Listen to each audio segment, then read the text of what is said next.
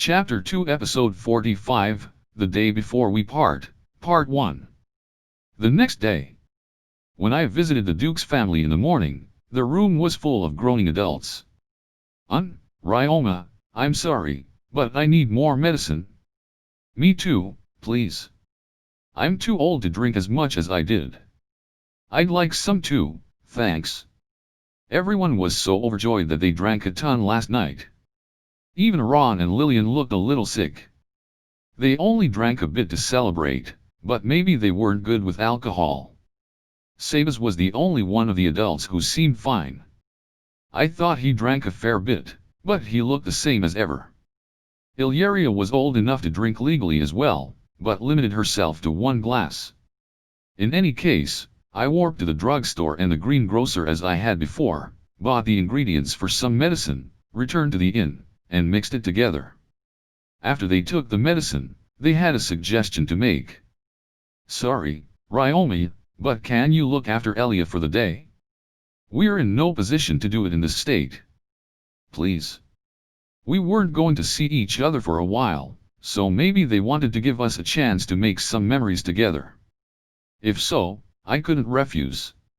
Of course, I answered. They thanked me, then went to the bedroom. Their hangovers seemed brutal. Now, what should we do today?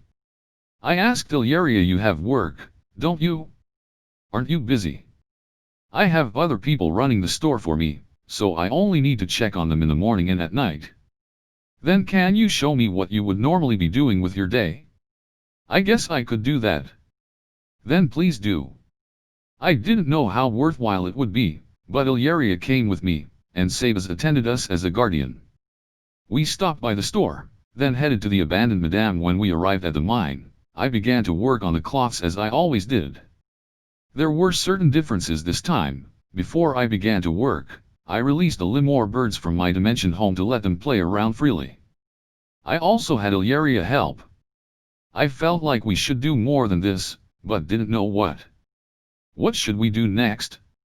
Illyria asked me before I decided. I'm not sure. I commanded the sticky slimes to coat the cloths in their fluid, so now we just wait until they dry. It takes a while, so that gives us some free time. I've taken this opportunity to train or make figures before. Is that so?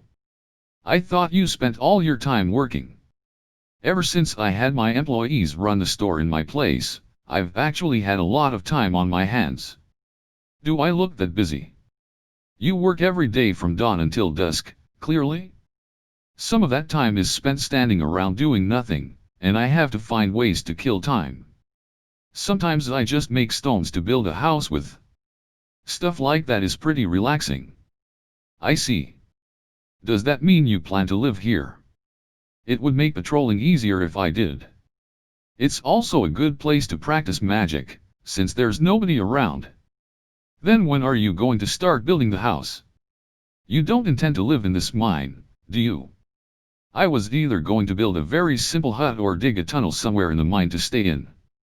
I would live in one or the other for a while as I build the full house. Well, if there's nothing better to do, can we chat for a bit? Of course. We left the workspace and went outside to a sunny area, where I used earth magic to create some chairs for us to sit in. Aren't you going to start school this year? I asked. Yes, all noble girls attend school in the capital when they reach the age of 12. It's not mandatory, but unless you have a good reason not to go, you'll be viewed poorly by other nobles. Don't especially want to go, but that's life. Oh, you don't? Father, mother, and even grandfather say that there would be no need to go if it weren't customary, and they don't want to make me go. Why not? The school in the capital is also open to commoners, and many people enroll there every year. The school treats everyone the same regardless of status, but there are some troublemakers there. They also don't teach anything that you couldn't learn from a tutor, so it's unlikely that I'll find anything worth learning. Then what's the point of going to school? I don't know. My parents say I should make friends there, but they also say I should be careful not to blend in too much. They don't care if I can't do what the school teaches me or if my grades are bad, They only want me to practice what I was taught at home. I was surprised to hear that her family said all that. I asked Sabas about it. For nobles and other families with some degree of affluence, the young miss is correct that they could get special tutors as necessary. If nothing else, it will help from a socialization perspective. That being said, it provides an opportunity to learn a wide variety of knowledge for all regardless of status, to be certain. I don't think you would have any need to go there, however, Master Ryoma. That's why my parents never asked if I were interested in going to school, Illyria pointed out. Oh, that's true. Do I not need to? If you did go to school, you'd surely have such excellent grades that you would draw attention from the nobles. In swordsmanship and magic classes, at least. It would give you more work to do, for better or worse. I see.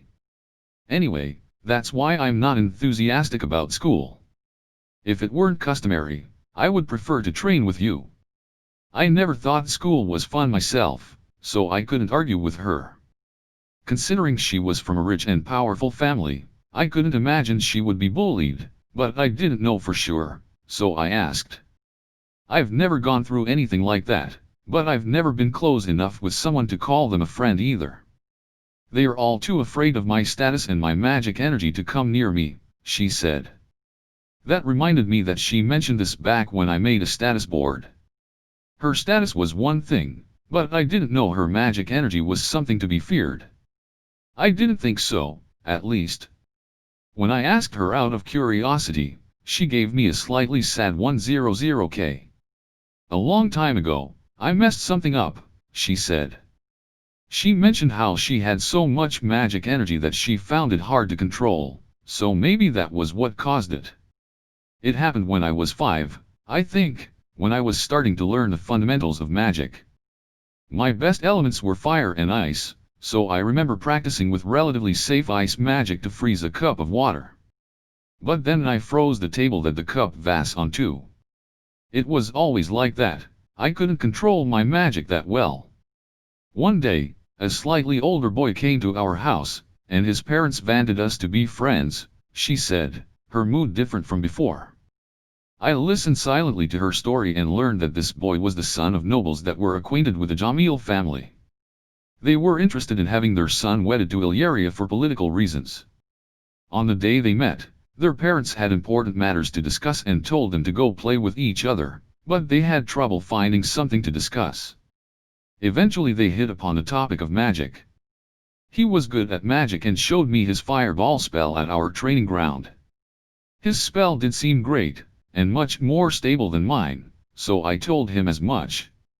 He seemed to let it get to his head and offered to help teach me, so we trained together, but no matter how much I tried, the results never changed. Soon enough, he got frustrated. I'm sure he just wanted to show off in front of a girl, I said. It was pretty typical of men, but this was a child, and one around elementary school age from what it sounded like. She said he was older than her, but he couldn't have been above middle school aged. Any tutor that her family hired would have to know what they are doing, so this kid couldn't have possibly taught her better than them. She never successfully cast a magic, and the boy got annoyed with her, eventually leading to an incident. Desperate to get it right, Illyria used too much energy and unleashed a powerful ice spell. She lost control over the magic and caused a burst of energy. My magic did the opposite of what I wanted. I ended up freezing the boy. Several parts of his body were encased in ice.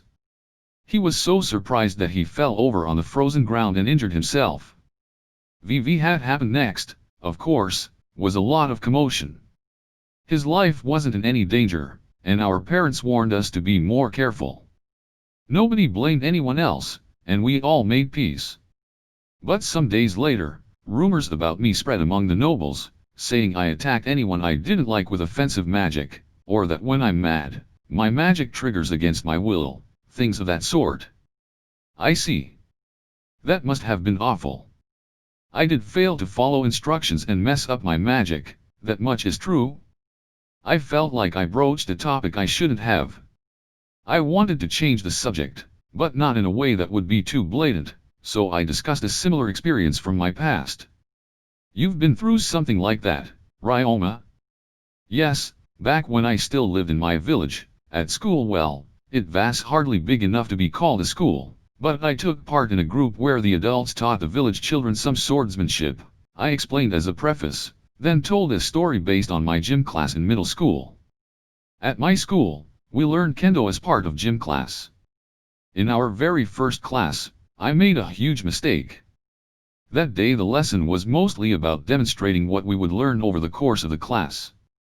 We learned preparation exercises, how to put on the armor, and the fundamentals of training. At the end, the teacher asked if anyone with kendo experience wanted to spar as a demonstration. Everyone who knew some kendo was asked to raise their hand, and there turned out to be a few of us, but the first kid that the teacher called up was a bad choice. He was apparently famous in the kendo world at the time for winning a number of tournaments. Even if he didn't make first place, he always ranked highly. Talk of this had even gotten around the classroom and reached our teacher, which was presumably why he picked this boy. He went up like it was only natural, then the teacher asked for volunteers to fight him, but nobody wanted to. It was a match they couldn't win, and they didn't want to fail with everyone watching. Eventually, I was the only one whose hand was still up. Then we had our match, and to make a long story short, I won easily. He seemed eager to make it a quick fight, so he began with aggressive attacks. I countered by swinging at his arms, and that was enough. 2 seconds into his match, he dropped his sword and crouched over. I hit his armor, but still shattered his wrist. That was the end of the match, and the end of class. From then on, none of the students wanted to spar with me. They even spread rumors that I hurt him on purpose.